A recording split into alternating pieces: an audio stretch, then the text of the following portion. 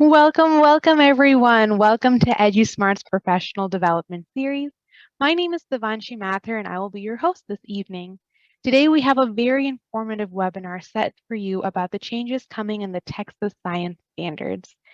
If you are from Florida or any other state, you are more than welcome to stay, but just know that some of this information might not pertain to you as much as our Texas educators. Throughout this webinar, please use the chat to leave your questions for our presenter for our Q&A session we'll be having at the end. Today's presenter, Lisa, is known for offering challenging, creative, hands-on science educator workshops.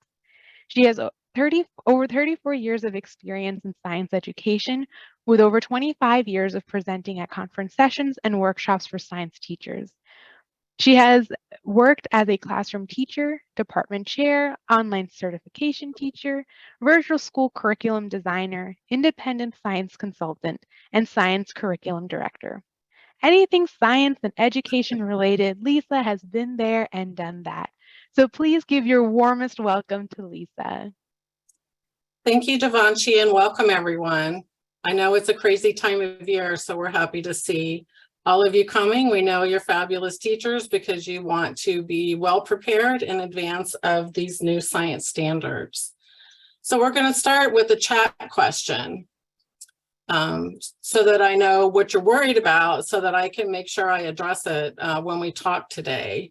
So Devanshi is going to let me know if there are if there's anything placed in the chat. We'll give you a few minutes to type something in. We have one question. How will teachers adapt and adjust to these upcoming changes? That's a good question. I think it probably depends on plans that your district has. The good news is EduSmart has met with the leader science curriculum directors in many, many districts. And one of the things we're doing is opening up our new LMS for all of these new standards to them for viewing, not to assign work to anyone, so that they can put some of our resources directly in your curriculum documents. So that may ease that a little bit. But again, if you're an EduSmart customer, we already have everything aligned to the new standards. If you're worried about new content, because things have moved grade levels, probably the most notable in grade 7. So I don't know how many 7th grade teachers we have here, but there's not a primary focus in life science. So remember that our instructional modules are there to teach anyone who wants to learn the content. We've actually had a partnership with the University of Houston Clear Lake where they're rising teachers who want to be certified science teachers K-6 have used EduSmart to learn the content. So they watched instructional modules and then all of them were successful in passing their science part of the certification. So we have resources to help you teach, but we also have resources to help you learn if it's some kind of content that you're not familiar with. We have 2 more messages, Lisa, if you're ready for them. Sure. The next one we have is they're worried about the separation of content standards and engineering standards. The separation of them, I'm not sure. We don't have specific engineering standards in the content. We do have some mention of using engineering in the science and scientific and engineering practices. And what we're planning on doing at EduSmart is we have specific engineering design challenges at every grade level. The plan is to have 1 per reporting category that are going to be easy to implement. Some of them require materials, but most of them do not, because part of engineering is engineering design. And so we're trying to find easy ways for y'all to do engineering in your classroom without having to have a lot of materials or to have it take too much time away from science. They're all aligned to some kind of science content standard. So it's integrated with the content. And our last one, which you've slightly touched upon, this educator is worried about. We won't have a textbook next year. So what materials will we have to support us through these changes? The changes. Well, the implementation of the new standards are not next year, they're the following year. And I think if you're an EduSmart customer already, that you know you don't need a textbook, that we have all the resources that you need to teach the content to the kids and to go back and check for understanding. And we have all kinds of ways to track student performance, that you'll find everything you need within the product. So any more questions? That's all. Thank you, Lisa. Okay. So now another question. What do you think you need to be prepared for these new standards? Is there some kind of documentation or some kind of material that you think teachers need in advance, not right before you teach it, but to know about, to be prepared to teach? I'm not going to spend as long on this one.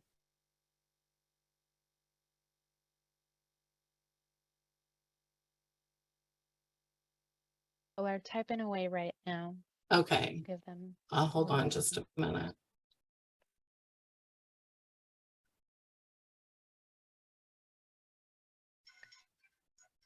So we have one educator who wrote in that one thing they will need is to know what the new standards are.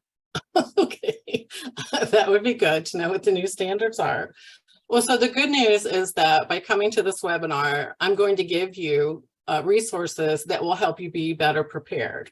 So you just have to sit tight, and we'll go through a summary of these, and you'll get a link to all of the documents, and Devanshi will email you a link to all the documents following the webinar in case you lose whatever you write down today. We got you covered.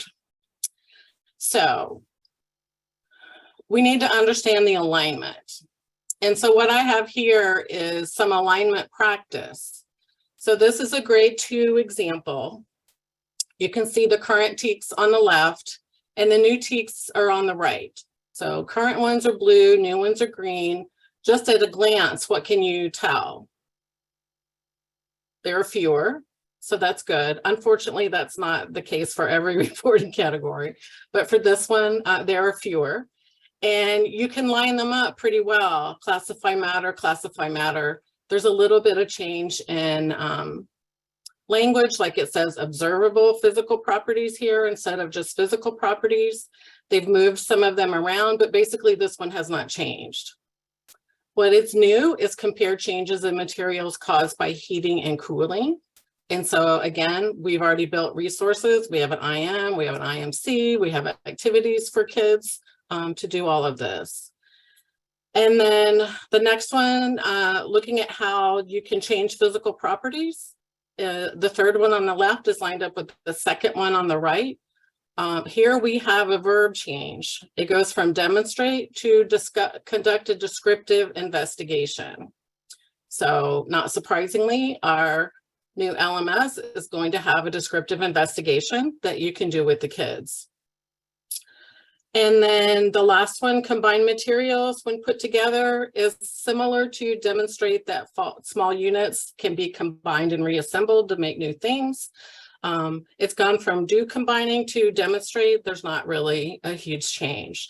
So for this particular reporting category, which is matter and energy, for grade 2, there's not a great deal of change. Like I said, I wish I could say that for all of them. And so I want to do a little bit of online practice just so that you have a chance to either look at someone manipulate this or to practice it yourself. I have a link if you want to try to do it on your phone rather than mess with your computer during the webinar.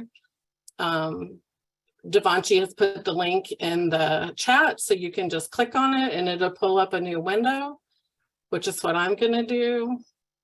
That this is just a very easy practice that we're going to do. So I have the second grade one.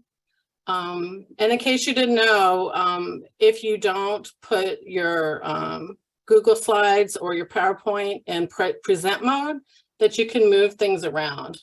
And so this is a good way to do interactivities with kids. So here's what we just talked about, right? That we're lining up and doing the alignment. So that one's pretty easy. So what I want someone to try to volunteer to do, I'm going to stand back, and more than one person can work at a time. If you're in the link, I have one here for grade 5. Again, current TEKS on the left, new ones on the right. This one you can see, this is force and motion for grade 5. We can see we have more standards in the new TEKS than we do in the current ones. So if someone has this pulled open, you can just drag. You just have to click on the box and then you can drag it to where you think it belongs next to one of the current ones. So you can see that instead of explore the uses of energy, now we're investigating and describing the transformation of energy. So that's a completely different topic. We use some of the same words like light energy, electrical energy, but this is not about how energy is used. The new TEK is about how energy is transformed and investigating and describing how it does that. I've heard some teachers say this is too hard for 5th graders to do, that this should be a middle school topic. And I just want to reassure you that they are not going to have trouble. You already teach transformation of energy. You just don't do it in this reporting category. You do it in organisms and environments when you talk about food webs and food chains. That's transformation of energy. So this one is just another example of that. So you can see that the second one really hasn't changed a lot. They've just made it a little more explicit. Light travels in a straight line. We do have a new word here, which is absorbed. Okay, so that's really the only difference. It says demonstrate and explain. This TEK is new. This is the one that's been added. Investigate and explain how equal and unequal forces acting on an object cause patterns of motion and transfer of energy. This is actually a good addition because look at what we did before. Did we talk about force? No. Talk about force? No. Talk about force? No. And then we jump straight into design and experimental investigation that tests the effect of force. There's also some better vertical alignment. We start talking about force and we do it to a greater degree in K4, but this at least has them pay attention to that you're going to have a difference when the forces are equal versus unequal, and that should help them be able to design and experiment a little bit better. And it's given them a such as in case they need help to get started. And I can see there are people working on the next one, which is wonderful. So again, we're going from, I'm going to take this current TEKS out just in case we need to move things around. We're going from 3 TEKS to 6 TEKS for the standard. A lot of things have moved grade levels. What we're seeing here is that there's not a lot of side-to-side alignment. Okay, and you're also, well, maybe not for this, but for some of them, when something's, they've removed some of the standards, and that's hard to see in this activity. But before I show you completed alignment documents, I wanted you to understand the process of sort of how we do this. So this is alignment, which is what a crosswalk is showing you how what's current and what it's going to change to. So I'm just going to leave these up and go back to the PowerPoint. And what I'm going to share with you are some side-by-side comparisons. I know this is a little blurry, but you have side-by-side documents from Texas Education Agency. Devanchi's going to put this link in the chat so that you can see it. What they have done is that they've put the new standards on one side. They also put the description of what like 5.7 means. And they've put the current standards next to it. They've marked through a bunch of words. And they've put a few notes over here, reminding you that some things are covered in different grades. So a little bit of vertical alignment. So these got put out maybe last July. So they're on the TEA website here. I had already started writing new content well before July because it's a big lift to change all this content with all of our resources. Everything on the entire website had to be looked at. And so I made my own side-by-side documents, which is the main thing I wanted to share with you today.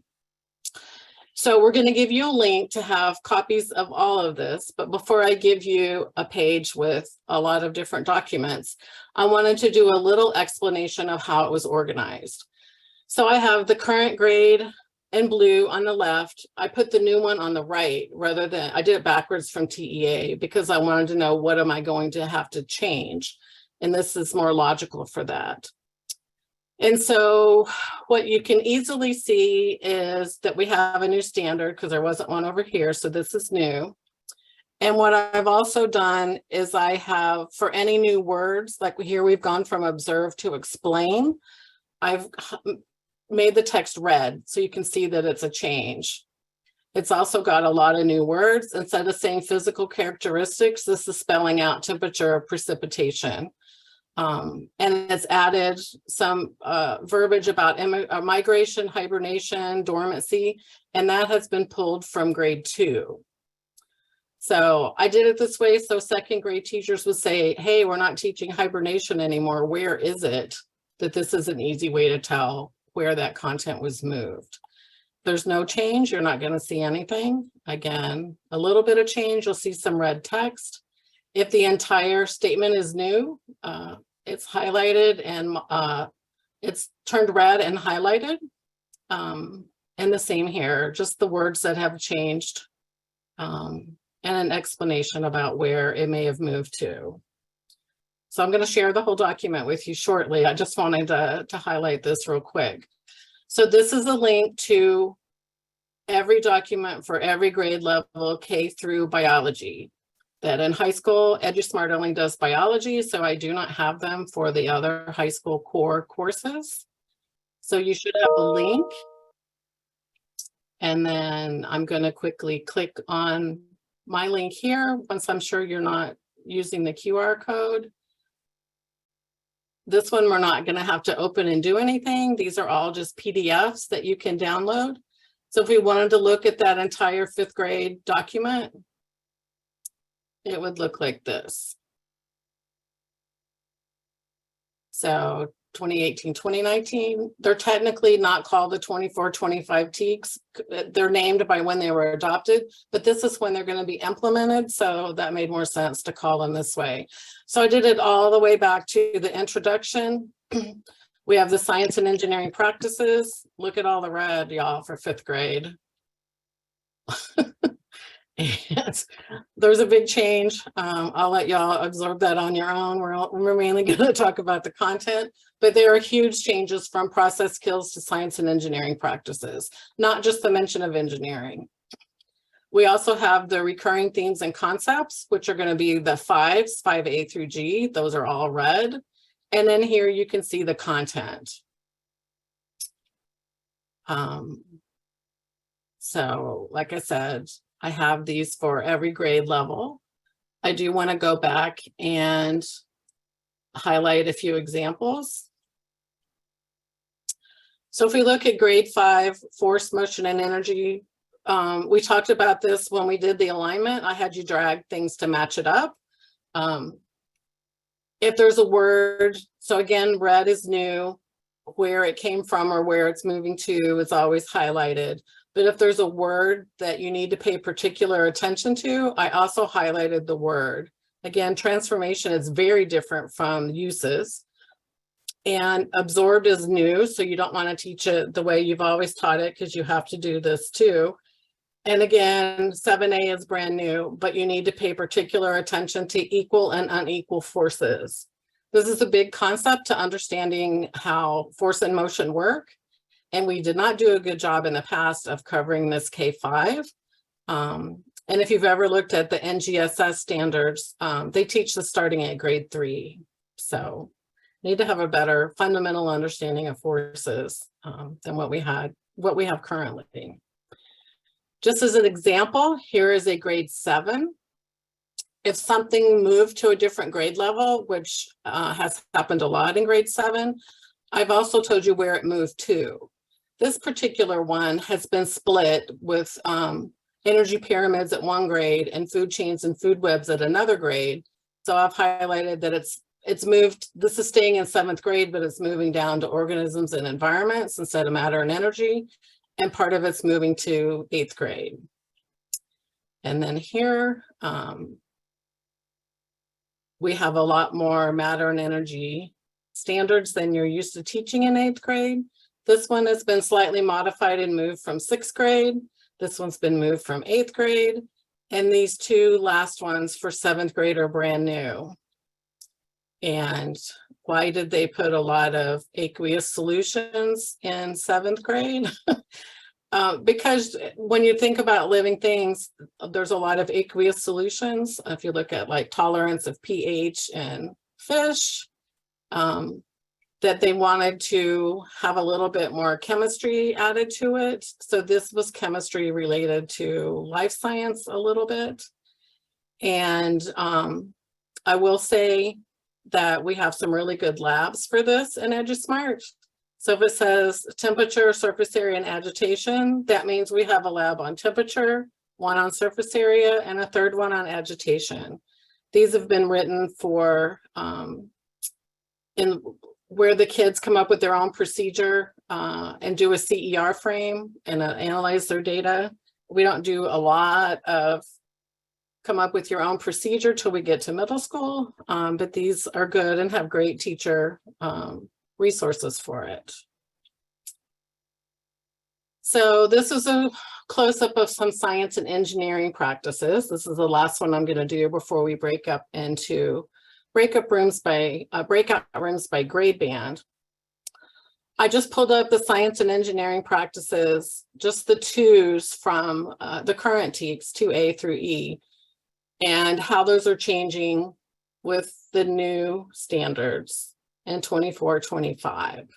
So what you can see is a lot of red and a lot of things that are marked new. There's a lot of develop and use models. There's a lot of using the word phenomena. So we have, like I said, we have resources, and this has been integrated into all kinds of different activities. We have a lot of modeling activities. I did a webinar previously on modeling, which you're welcome to watch because I think it's on our website, the recorded version. A model doesn't have to be a 3-dimensional model. And so, but I have a lot of explicit model lessons, not a model lesson, but lessons about modeling. So the idea is that when kids do a model, it's a way of making their thinking visible. It doesn't have to be a 3-dimensional model. But anyway, there's a lot of evaluating design, either experimental design or an engineering product. Again, we have examples for that. And there's a lot of bigger emphasis on communicating explanations and solutions rather than communicating an observation. So that's just an overview of a few of these. Everyone has the link to look at all the documents. Just to let you know, the degree to which we pay attention to these standards is you have to look at each piece of a TEKS statement. So I just put this 6th grade one, for example, describe how to metamorphic igneous and sedimentary rocks. It says form and change. So you have to do each of these, how these form, how these form, how these form, how these change, how these change, how these change. So this one only had what we call 6 breakouts. Some standards have 24 or even more that you have to hit every single one. But just for these 6 breakouts for this one, this is the form that we have to fill out to show that we've covered it. We have to show we've covered it multiple times. So you can see, I don't know if you can see if it's clear enough, but we're the bottom line here is line 1546, and we're only on Earth and Space for 6th grade. So we have had, I don't know how many tens of thousands of these lines that we have to show we're covering all of this with EduSmart resources. So we have paid a great deal of attention to making sure we've covered everything that you need. I also have some vertical alignment documents that I'm going to share. This is really helpful. It's easier to see at a glance where something has been moved to. So if you're a grade 2 teacher and you want to see where's my content, you can look up at grade 3 or down at grade 1. So this is just a screenshot of the first page for K-5, but you can download those documents here. It just says vertical TEKS. So Devanshi put that link in the chat. And again, you're going to get all these links in an email that she'll send out early next week. So you don't have to remember what these links are. But this is similar to the link for side by side. So I'll click on it just to show you what it is. It just has two vertical alignment documents. One says K-5, one says 6 through bio, because again, so this is 6, 7, 8 biology, because that's as far as we go in EduSmart. So let me open up one of them, hold on, to show you the whole document real quick. So you can see it's multiple pages. That's just the science and engineering practices.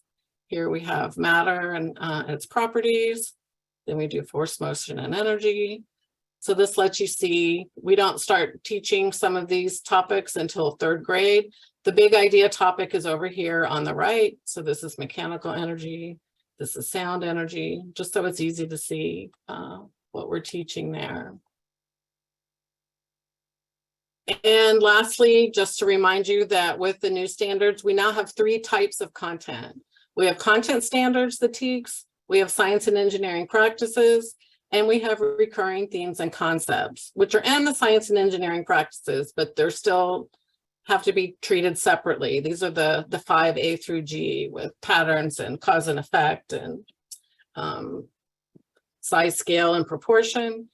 And so what they're wanting us to move to is what we call 3D learning, 3D instruction, where you blend science content with the science and at least one science and engineering practice and tie that to a recurring theme and concept. Because these concepts are really broad. For example, when I'm trying to align one of the new activities that I wrote, it meets like 5 of the 6 or 6 of the 7 recurring themes because they're very broad. And so just an example of how we're doing this in EduSmart is with the instructional module companions. So those of you that are current customers know that we have these in grades 3 through 8. What we're doing is we have them for 3 through biology, but biology doesn't have the recurring themes and concepts. So the IMC is going to cover all 3 parts of this 3D learning. When they have their note-taking guide, this is all the content. When they have a graphic organizer, this is using at least one of the SEPs. This one is using charts and tables to organize data. And then the journal prompt is going to touch on an RTC. This one's about scale, proportion, and quantity. So I wrote this one in particular because when we talk about density, we're just looking at what's more dense, less dense. Layering things in a test tube is not the only example of density. So I made my example about population density. So they get the idea that density is a universal concept, and it's very visual when you do it this way so that they will get the big idea. And density is related to scale, proportion, and quantity. It's all about proportion. So that's an example. And just to summarize, you still have time. You're going to need time to understand these changes. You're going to need to pay attention to changes in verbs, which addresses the rigor, as well as content that's changed grade level, and that these side-by-side comparisons can help you understand those changes. So you have a copy for every grade level. And so if you're 3rd grade, it might not hurt to look at 2nd grade and 4th grade, just so you can see the progression, or at least look at the vertical alignment documents for that. So last chance for questions, because we don't like to keep you right until the buzzer. We know you're busy. So we do have a handful of questions, if you're ready, Lisa. So first, it's not a question, it was a comment when you had brought up what do you need in order to prepare for these changes on your 2nd slide. And so Mary's comment came in and they spoke about an understanding of EDP and how it fits into the process of science. Okay. I think I touched on that a little bit, but yeah, maybe we should have a webinar just focusing on that so that we can answer more detailed questions. I like that. Our first question comes from Kimberly. How will your product change to help us implement these new changes?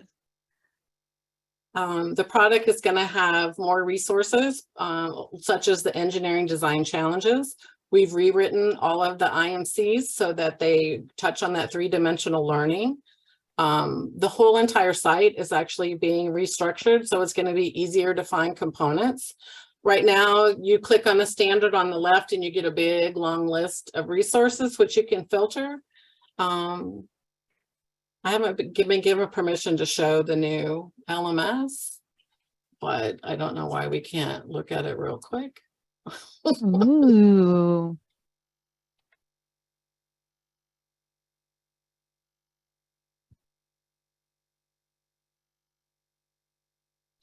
So let me go to 5th grade science. So it's going to look very different. You're going to have tiles to look at for how to find information quickly, your science and engineering practices, recurring themes. These all have then ways that you can click on each one. The reporting categories are going to be broken down by letter and number here. And then once you click on a tile, it comes up with your teacher resources, things you can use for instruction. We have an anchoring phenomenon for every single standard now. We have some online activities, which would be your student review, a simulation, hands-on activities. These are the ones that are printable to do with kids in your classroom. Of course, we still have all our vocabulary and literacy. We have Word Explorer for vocabulary, journals, and readers. And then, of course, for assessment, we have a quiz. We're still going to have the reporting category quiz, but that's not going to show up under 5.7b. And we'll still have Star Smart quizzes if you're one of the customers that do that. So like I said, it's going to look very different. There's also a way that you can find things clicking through here if you just want to make sure, you want to look at Earth and Space 10C, that you can get there a lot faster. So there's going to be more than one way to navigate. We have people in the chat being like, this looks great. It's so much better. I love that. And we have a few people asking, is this live currently? And if not, when will this go into effect? Yeah, this is not live currently. We can't put it into effect right away because legally you're supposed to be teaching the current standards. And so this is built around the new standards. And so we'll make it available to all of our customers when these TEKS are going to be implemented, which is the 2024-2025 school year. So this next year is the adoption year where y'all have a chance to look at content, and TEA looks at the content and all the content gets reviewed and your district decides what to adopt. It's open for that, but not for assigning to students. That won't be live until customers purchase it and use it in the 24-25 school year. But I'm happy that you like the changes. We've worked so hard the last year and a half. So I'm glad people like it. Our next set of questions. So we had a group of people discussing teaching reading in science. And so though that wasn't a question, it was more of a discussion that was happening in the chat. I still wanted to bring it up. Okay. We do have a handful of webinars on this topic, and I'm going to share one of them in our chat right now, but I'll leave that to Lisa. But with our current product, we do have readers that have accommodations or built in for kids. It doesn't explicitly teach reading, but we use some of the language from reading, like what was the author's main idea. And so our quiz questions for the readers have 2 ELA type questions, 2 science type questions, and a short constructed response, which is part of the writing. We have journaling for writing as well. So, but we're not an ELA company, but we're trying to boost the use of using ELA and math as well in science, because you can use science to teach anything. I don't know why everybody doesn't just read about science in ELA, but you know that for the new ELA tests that they're going to be using reading passages that are subject specific, like science and social studies. So reading the readers. If you're a customer, using our readers should help your kids with ELA in the long run. Okay. We only have a few more minutes, Devanshi. So we have 2 more questions, okay. And then we're going to cap it at that. If you do have more questions, Lisa, if you wouldn't mind sharing our contact page. If you do have more questions, feel free to get in touch with us. So our second to last question is from Kimberly. I am concerned with combining the 3D learning with all of the new and current TEKS. This is a lot to process and implement. I'm already struggling to effectively teach current 8th grade TEKS, plus review 6th and 7th for STAR testing. Yeah, absolutely, especially in grades 5 and 8. The one thing you can do maybe this next school year to get you a little better prepared is to look at those recurring themes and concepts. There are 7 of them, and you can talk about it with any of the content. It's not going to be tested, but it's still a broad application of using those. We call them RTCs for short. Pretty much any lab you do is going to be a cause and effect. And so you can just start to use that language. And then you already do the blending of process skills and content. So this is really just adding one more thing, which is that recurring theme. Maybe that's another webinar. I've done one on cross-cutting concepts. So that's there too, with lots of examples that's recorded. And I will share that in just a moment. Making Devanshi overshare stuff here. I got her busy. My email is also on the screen. I'm just Lisa at edusmart.com.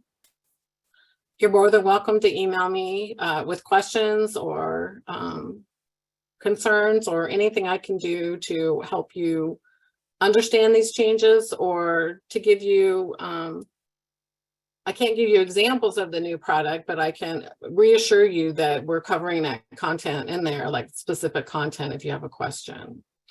But the 3D learning is not anything to be worried about. You're already doing 2D learning, so we're just adding one thing. But I realize that every day stuff gets added to your plate, so it just seems overwhelming.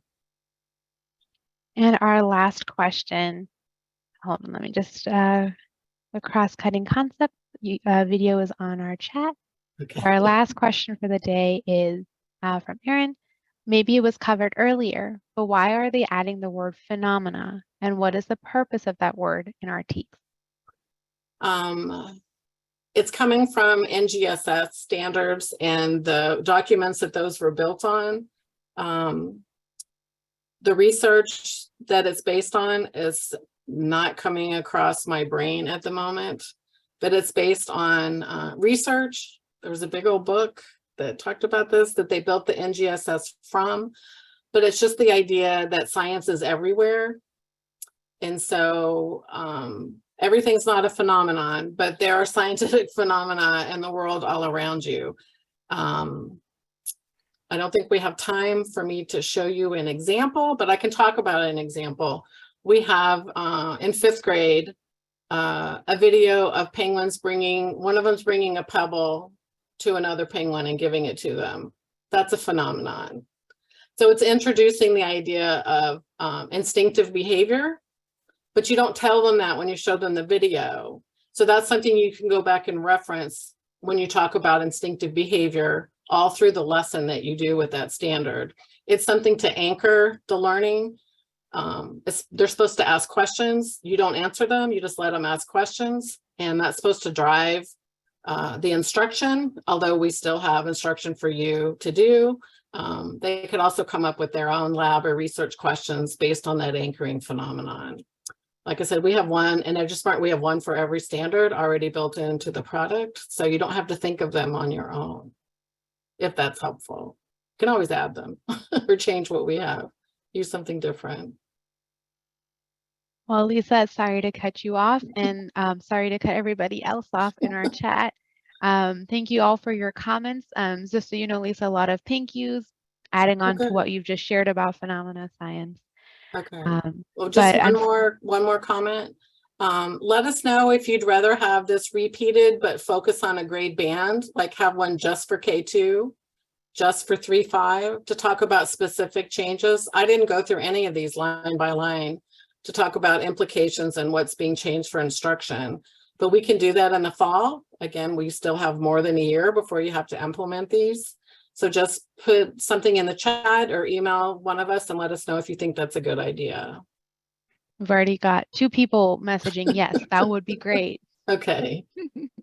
But yes, please do email us if there are any topics that were covered today, or like Lisa said, if you want to go into more detail, to make sure that we can schedule that in for one of our webinars. Awesome. So with that, what is one thing you would like us to add or ask the teachers to do this summer? Well, I will email that question to Lisa and she will get back to you on that, but thank you for that question. Yeah, learning about the recurring themes and concepts would be my #1 thing to do. So. Perfect. Thank you. Well, I'm going to go ahead and wrap us up. Lisa, thank you so much for all of the work you've put into creating these documents and sharing all of that information with us. Thank you so much, educators, for taking the time to sit with us and go through all of these documents and changes. I know it may sound like a big thing, but we at EduSmart are here to help you through that process as much as we can. Like Lisa said, please feel free to contact us. Our information is on your screen. Otherwise, we will see you next month for our next webinar about closing the education gap in science. So Thank you, everyone. Thank you, everybody, and we will see you next time. Have a good one.